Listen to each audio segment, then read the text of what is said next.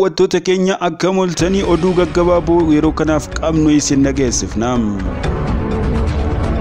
Mormii tokko malee maqaa isaa kan jijjiire dhaabbanni Feesbuukii yaaliin jechoota furguggifamaa haala yaadamneen irra gahaa jiraachuu maddeen gabaasaniiru.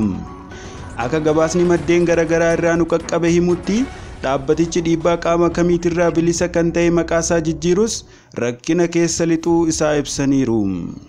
Kanuma wal qabatee qaamota tokko tokko dhukkuba gandummaatiin macheesseeras jedhame akka gitni keenya Oromeems jedhetti maqaan Feesbuukii erga meettaatti jijjiirame kan meseenjeriis gara afran qallootti jijjiiramuu qaba jechuun miseensonni mirga gandummaa isaanii haalaan ibsachaa jiraachuun gabaaseera.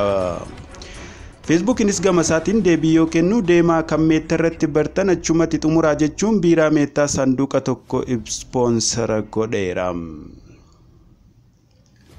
Kan gabaase anumaam oduudhuma wal qabateen Feesbuukiin maqaa isaa meettaa kan jedhutti geeddaruu isaa beeksisuun booda Israa'el keessatti jechi kun hiika du'a jedhu kan wal qabatu yookaan kan qabu ta'uu mata duree ta'eera.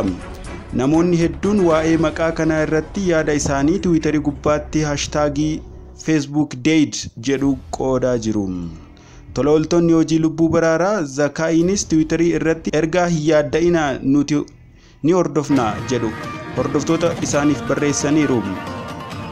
Fayyadamaan Tiwiitarii biraan dubbattoota afaan Ibruu hundaaf sababa itti kofallu waan nu uumtaniif yookaan nu kennitaniif galatoomaa jechuun barreesseera.